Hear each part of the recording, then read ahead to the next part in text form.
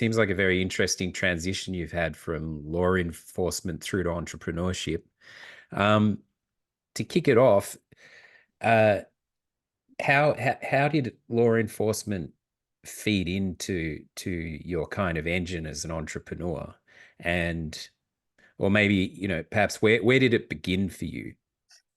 Yeah, so, in my actual field, I didn't really segue from law enforcement into the field that I'm in now, which is the health, the wellness, the hormone optimization. That actually came from my personal journey in bodybuilding, fitness modeling that I was doing the entire time I was a law enforcement officer.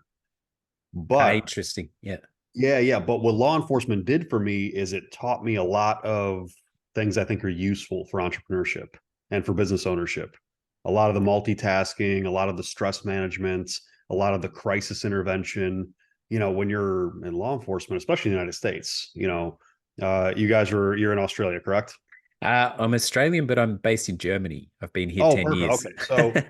So I mean, in Germany as well, but in Germany and in Australia, law enforcement there is very different than it is in the United States.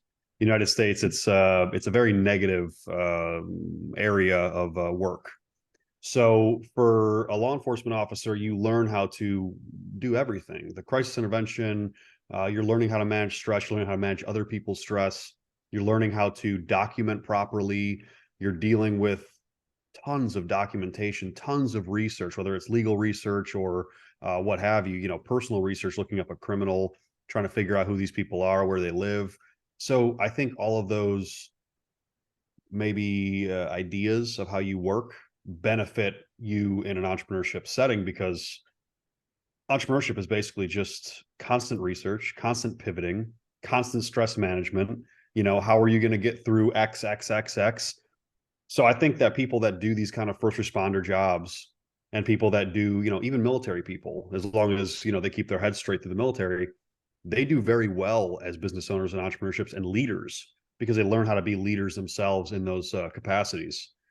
So for me, it was a great segue. It taught me how to be a man, how to be a leader, how to be somebody that can really deal with the craziest situations.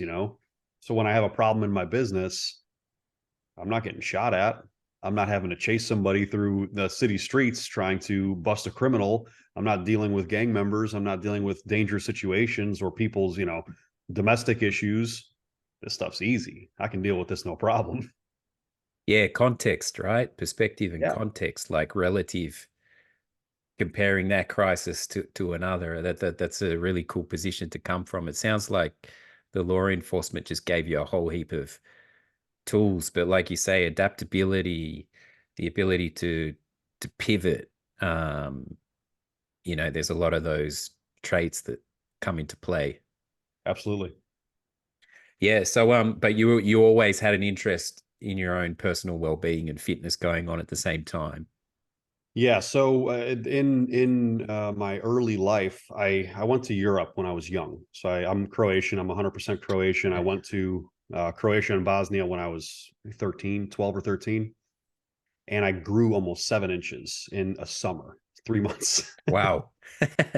It might have been timing, it might have been the water, the food, it might have been all three, who knows, But I grew a massive amount in 3 months. I literally left the shortest in my group of friends and I came back the tallest. And when I came back, I had so many aches and pains. I literally have stretch marks going sideways across my back from stretching so much. Same thing on my knees. So I go to a doctor because of the extreme pain, and he says, your joints and ligaments, everything got stretched very, drastically.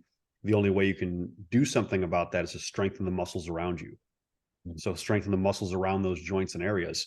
So this doctor basically prescribed, to go to the gym and build muscle. I go there, I get under somebody's wing, I fall in love with bodybuilding. Like every young kid, when I grew up, I was born in '85. So, who did we all emulate? Arnold Schwarzenegger. We all wanted to be Arnold. So I'm emulating the greats. I'm emulating, Arnold and Frank Zane and, the guys that were coming up, Dorian Yates, from England, all these different bodybuilders. Lee Priest from Australia, all these guys that were coming up through the 80s and 90s and then before. So I got into bodybuilding. I started competing at age 17, 18. And my fitness journey started just young, 13 years old. So from then on, dieting, exercising has just become a part of my life, and it's segued into a full career that I never thought was going to happen. Because at the age of 18, 19, I told my coach, hey, I need to be big. I need to make muscle. I know what that means. I got to take the scary word, steroids. I got to take steroids to get big, right? So I tell the coach that, and he tells me, you need to go get your blood work done. And if you need something, you'll take it. If not, then you don't take anything. That was a huge turning point in my life, in the way that my life basically progressed from there. So I get my blood work done. This is back in early 2000s. Nobody's doing this at this point. I get my testosterone level checked, and I'm at like 1460, 1470 nanograms per deciliter, way above the normal limit. The doctor even accused me of taking anabolic steroids. Oh, wow. That's So I show that's this. is that why Yeah, you grew so fast, perhaps, as well? maybe I had a Maybe. very high natural testosterone level. Who knows what it was? But I'm not a small guy. I'm right now, I'm like 6'3", 220 pounds. In my bodybuilding days, I was maybe up to 240 pounds. Not massive, but not small by any means. So I tell my coach, hey, here's my blood work. And he's like, you're basically naturally on steroids. You're not going to touch anything until it goes down. Why would you mess with a good thing? So from that point forward, I always had in my mind, hey, I'm going to eventually go down. I'm going to study everything there is. So when I do it, I have all the knowledge, all the information that I possibly can. That day never came until my early 30s, after working 10 years of midnight shift and basically crashing my hormone levels. That kind of the job stress from law enforcement, messing with my circadian rhythm, not sleeping properly, awake during the night, sleeping during the day, it crashes your hormone levels. So I start noticing all these side effects. My sex drive is lower. I'm starting to gain belly fat. I start to feel kind of like depressed, anxious. I don't have motivation. I don't have like that drive for life. And I'm like, I know what this is. So I go to a doctor and I get it tested. And I was maybe in the low 600s, which is in the normal range. But because I know that my normal level, when it's optimal, is 14, 1500, I know that I basically got cut more than in half. So no wonder I'm having all these side effects. So, that's my introduction to the hormone therapy field. End up leaving law enforcement 2018, go work for a different clinic, become partner in there, ended up having to leave because of legal differences. And then I had to make a choice. Do I go into law enforcement again? Or do I take everything that I have, all my credit, all my money, go completely broke, which happened, and put it all into this business? So, I joke about it, but I'm an accidental entrepreneur. I was a forced entrepreneur. I never wanted to be an entrepreneur. I never wanted to be the boss. It just happened that way. And I had to learn, I had to pivot, and, I talk about stuff all the time. I'm really big on like the universe, God, whatever you want to believe in, having a path set in front of you, whether you follow that path is up to you. You have choice, right? But everything kind of happens for a reason. And you either grab onto those choices or you don't. And when I look back at it, I'm like, man, I was supposed to be a cop for 12 years. I was supposed to be a bodybuilder. I was supposed to, not take steroids when I was 19 years old and be introduced to HRT when I was 30, 31. So all these things segued into this career that I am now. And now, I have 2 open clinics currently. We're opening the next 3 next year. We currently have almost 10,000 active patients that we're treating. And I think we do an excellent job of what we do. We're very patient forward. We're very patient focused. We don't sell anything. We're all about education. We want to educate the public, give you the information, and give you the power to make the decision. That's awesome, man. Hindsight's a wonderful thing, like at the time when you're in something, you might have a different sort of, I went to London, thought I was going to be a rock star, right? I ended up in Germany with a family, which is so much more fulfilling and rewarding, right? But Sure. and in hindsight, I see why those things happened, and exactly what you're saying. So the hindsight's classic, because you realize that I was meant to be doing that at that time, but when you're in it, you're like, it's hard to get that context. But Yeah. the hormone therapy thing, it's very cool that you're on, because I don't have a huge knowledge of it, but from what you're saying, when the coach suggested the blood work, like way back then, it's almost like he had more of a kind of integrative approach to the individual. And You know, that's it's pretty cool. I've had some guests on the show who are quite progressive in a much more integrative approach to health and well-being, as opposed to just standardizing everybody across the board. So Sure. looking at you and what you needed and your particular hormonal kind of numbers and so on, you know, and using that as the gauge seems like much That's more how the way to medicine go. should, yeah, Yeah. and that's how medicine should be. You know what I mean? And the problem is that medicine has become so systematized, and medicine has become so outside of individuality. Where if me and you go into a doctor and we both say we have whatever problem, X problem, right? They're going to treat X problem with Y. That's all they do. All they know is that equation, right? And half the time, which is the scariest shit I've ever seen, they don't even know it off the top of their head. They look in a computer, they type in your symptoms or your Mm. problem, and then the thing spits out the solution. So it's like, well, what are these guys going to school for? Where's the where's the deductive reasoning here? Where are they even looking at what the problem is? You know, and big pharma and big medicine, it's a band-aid solution. It's band-aid after band-aid. It's never treating a holistic in a holistic way. It's never treating in a systematized way where, hey, you know, Daniel, you have XXXX. Well, I know that a lot of these are related to, let's say, a hormone. Why don't we optimize this hormone? And I just got you off of all those other drugs. All those problems are solved. Well, why doesn't big pharma and big medicine want that? Because they lost a bunch Yeah. of money. Yeah, they want people to remain sick. Essentially, it's business model. They're customers. You just lost a paying customer. So for someone who might be a little bit, call it intimidated by without knowing much about it, about hormone therapy, where does, like, someone like me, like, I have a curiosity, but I haven't educated myself on it. Where does someone like me begin? So people think that hormones are a scary thing because of what medicine has said about them. And you know, people are like, "Oh, well, you're, you know, if I tell somebody I'm on testosterone, some of the reactions to that is like, "Oh, you're on steroids." Mm. I'm like, "Well, testosterone isn't anabolic; it's a hormone.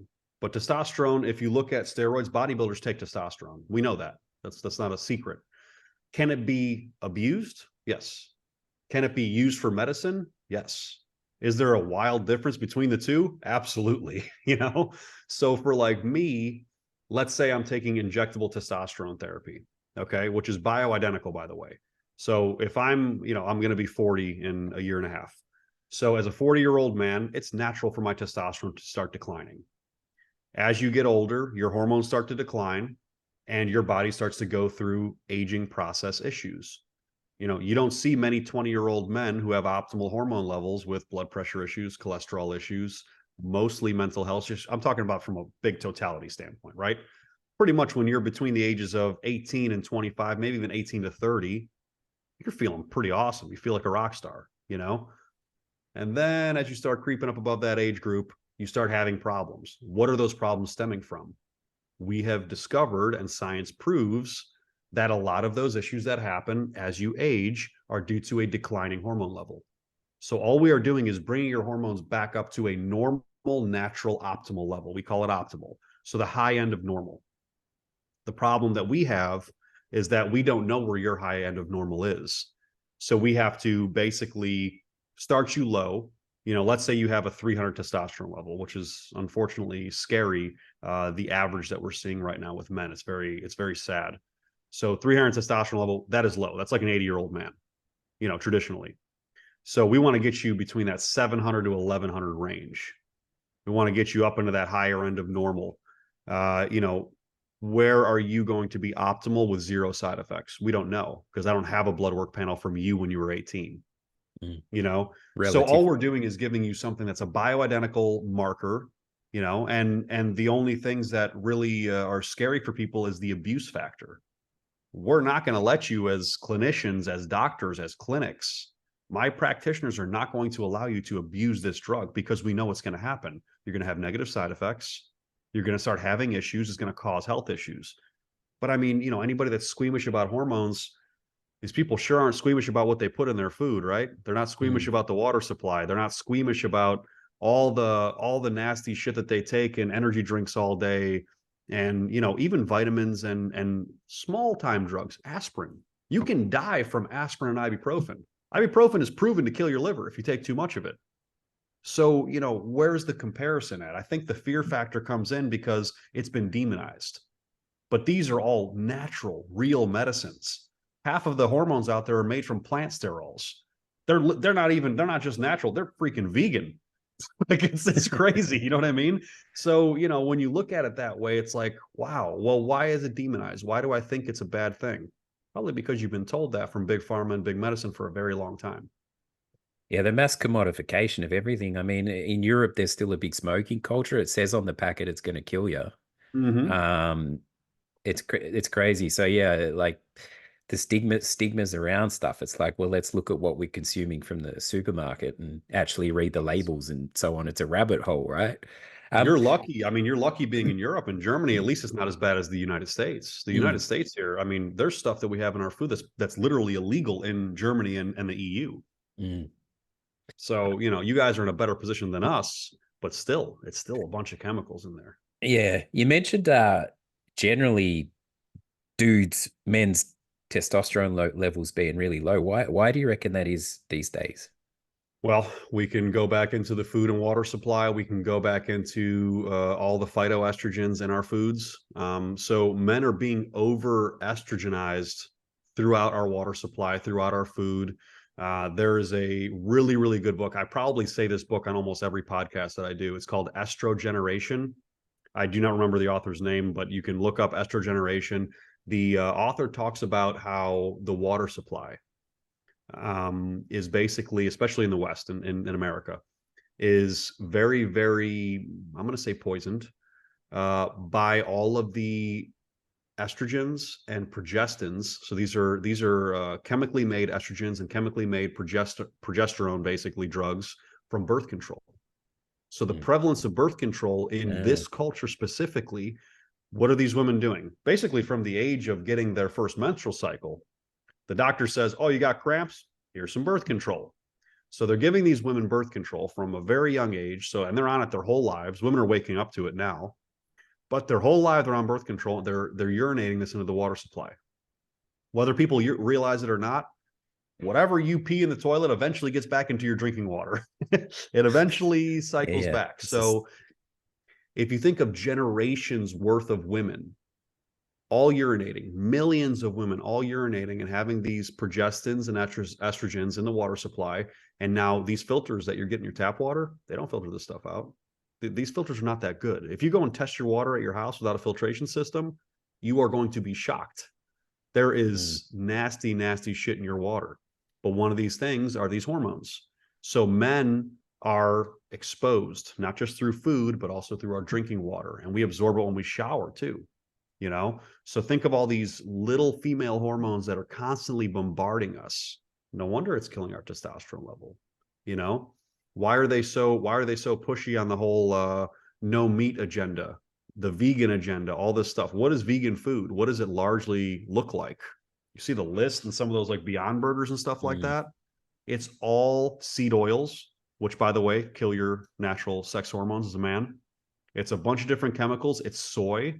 People can argue with me all they want. Soy does lower a man's testosterone. It is proven. So, it's a constant bombardment and a constant attack on what men are basically needing to function. If a man has low testosterone, they are going to die early. They are going to have health issues throughout their life. We are run on hormones, just like a car motor is run on oil. And women are run on estrogen and progesterone. So these are things that are very, very simple, and doctors know this. The medical community knows this. They just don't want to address it. And that's fascinating because, like, it used to be, oh, be careful of steroids pumped into meat and chickens and so on. Oh, you're going to consume like meat that's got steroids in it. But from what you're saying, it's actually it's the opposite in a way. It's all the estrogen. Um, I mean, you it's still don't want tainted meats with a bunch of pro exactly. hormones and things like that. You Yeah. still want as natural, grass fed, grass finished meat as you can, of course. But It's I would say the growth hormone that they're putting in the meat is much less detrimental than the estrogens and progestins in the environment. Yeah, and like you say, I had a period being vegetarian, and I thought I was doing the kind of right, call it right thing by eating all this soy product, and then I was like, holy shit, how much soy product am I eating? Like this ain't necessarily good, and it was like messing up my guts and stuff. And it was just, yeah, you think you might be doing something morally good but then when you take a closer look at it all, it's like, well, what's the impact of soy? What's the, so it's yeah, it's pretty crazy. We can get into the weeds with yeah, we can get into the weeds with this I conversation with what yeah, the vegetarian and vegan does to the environment. yeah, yeah, as well, the environmental issues as well. That's a whole nother thing. But I was just so the male testosterone is purely chemical influence, right? It's not like because I this might be a naive thing to say, but I thought like the fact that we're all there's a lot of sitting at computers and Yeah, the less lifestyle, of active course. lifestyle impacts as well, right? Of course. So when I like for example, when I see like that 25-year-old guy come into the clinic, let's say, okay, and my practitioners all do this as well. So that 25-year-old guy comes into the clinic, he has lower testosterone. The first thing that we're going to ask from a clinic standpoint, what is your lifestyle like?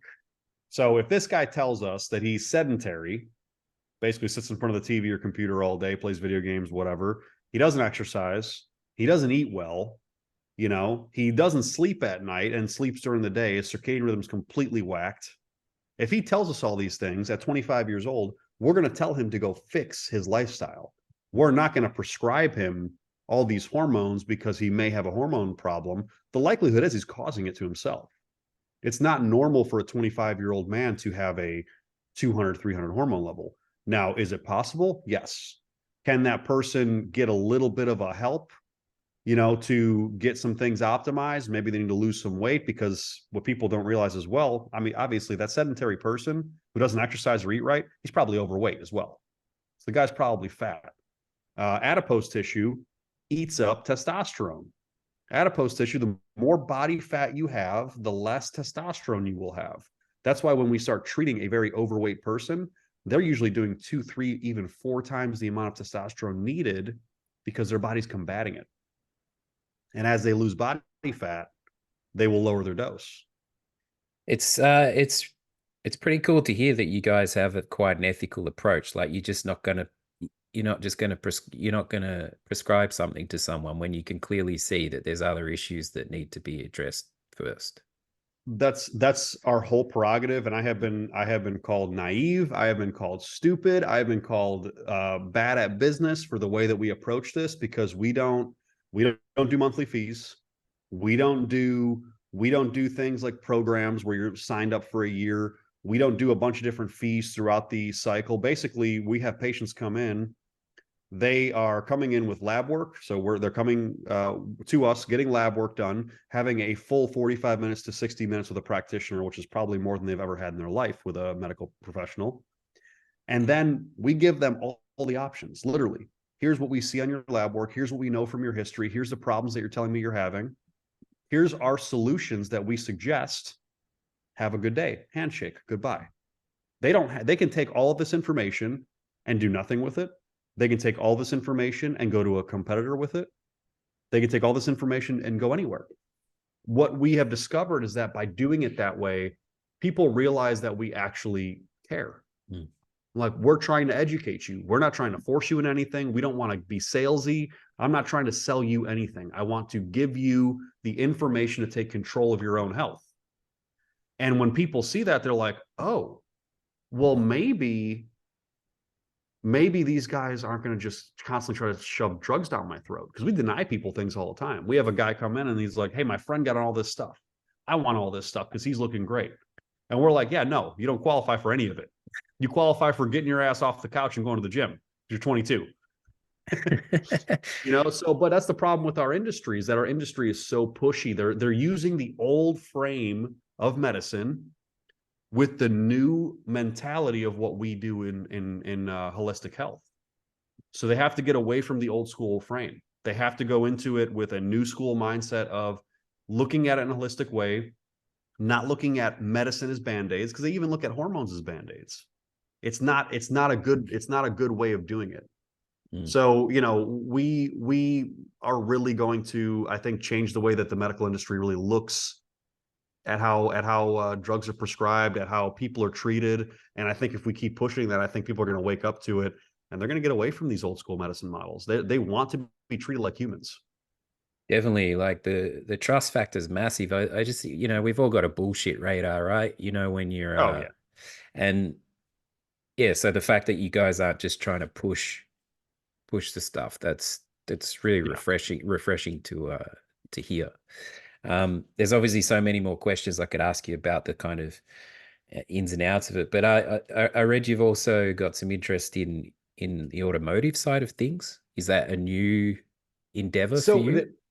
really, I'm an entrepreneur at heart, and I've discovered this about myself. So I invested into the automotive sector, and I recently sold it, made a little bit of money.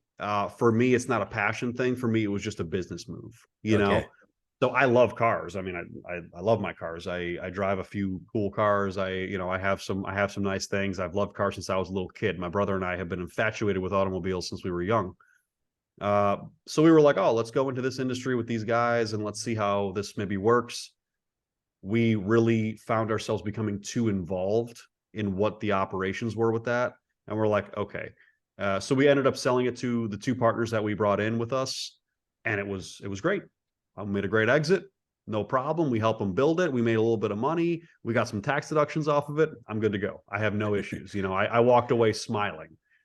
That sounds like a cool endeavor, like it worked out. So Yeah, yeah, and I mean, yeah. like, could I have stayed with it? Sure, but when it comes to how I want to spend my time, that I'm really big on Mm. where my time and effort goes into. So if I see my time being diverted into something that I really don't want it to be in, I will very much step away from that.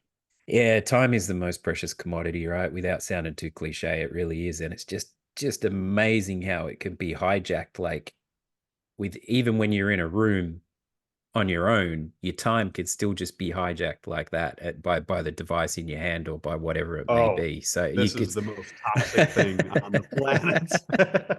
It's a double-edged sword, but like you reach for that thing in the morning, and next thing you know, it's 45 minutes later. It's really dangerous. Like in terms of time. I It, suggest everybody do not put this in your bedroom at night. yeah. Put this in a different room. Get a real alarm clock. I don't even mean a digital one. Get an old school one that rings. That shit'll wake you up any second. Yeah. Actually, we're getting one for Christmas for that exact reason. We get an alarm clock to, Fantastic. I to love keep it. keep the phones out the bedroom. I love Um, that. that might lead into it's a tradition on the show to have guests offer a challenge for the listeners, but maybe going back to the hormone to the health and wellness side of things, is there something or even something based on our conversation uh, for somebody who's maybe for men who are looking to address that side of things? Does something come to mind? It could be anything really. Yeah, I mean, if I were to put a challenge out there for anyone, and this is globally, I mean, you're in Germany, you have a European audience base, I'm sure, and Australian and US. So for me, it's the challenge is to take control of your own health. And the first step in doing that is by going to a doctor or a clinic like mine or your primary care, whatever, wherever, any clinic, and ask to test your full range of lab work. Your blood is the window to your health. It shows you everything. So when you go to a doctor, I want you to ask them, I want you to test every single panel that you could possibly test. It's going to cost you a little bit of money, but having that information in front of you is going to be more than you have ever gotten from any medical professional in your life. You are going to see your full comprehensive blood panel, which is going to be showing you, your actual physical blood health. You're going to have a metabolic panel. It's going to show your liver, your kidneys, how everything's working together in your body. You can see your thyroid levels, your hormone levels outside of thyroid, testosterone, estradiol for women, progesterone, IGF-1 for growth hormone. So, you're going to get a huge, impactful piece of data. And people should be doing this every year. People should be doing this every single year. I would even suggest if you have the money, and this does cost a little bit of money, go and get an executive physical. Executive physical, it lasts about 24 hours. You are there all day. It is annoying. It's a pain in the ass, but they scan and test absolutely everything. You know, and the older you get, the more frequent you need them. If you're under the age of 30, maybe one every 5 years. If you're from 30 to 40, maybe one every 2 years. Over 40, every year. Spend the money. Your health is the only thing that truly matters when it comes to success. And if you don't take care of it, and if you don't watch yourself, what does it matter? Money doesn't matter. Nothing matters if you're in a hospital bed or if you're dying. Take care of yourself.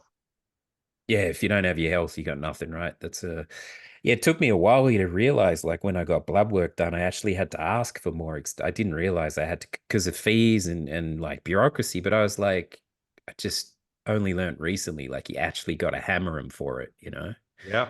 I Which mean, is scary. It shouldn't be like that. it shouldn't be like that. Like they should put it on the table. Like it's sort of like you just learning by doing, and they should be offering you um Hmm. yeah, but I mean, we addressed that earlier. So, Sure. yeah. But where can people find you and the business? Yeah, so you can find me pretty much on all social media platforms at Tomo, Tomo, Marjanovic, Marjanovic. TomoMarjanovic.com has all my links. I have a podcast, and I have there are a bunch of short clips and all that kind of stuff on YouTube. And I think we're launching on Rumble in the beginning of the year for 24. And that is Tomo Talks. So kind of like TED Talks, but Tomo Talks. I love Yeah. it. So, I mean, I love putting out information. I love having these great conversations. I'm all about education. I don't do any of this stuff to make money. None of my social media I do to make money. All it is just to put information out there that I find relevant, that helps me. And if it helps somebody else, I'm grateful.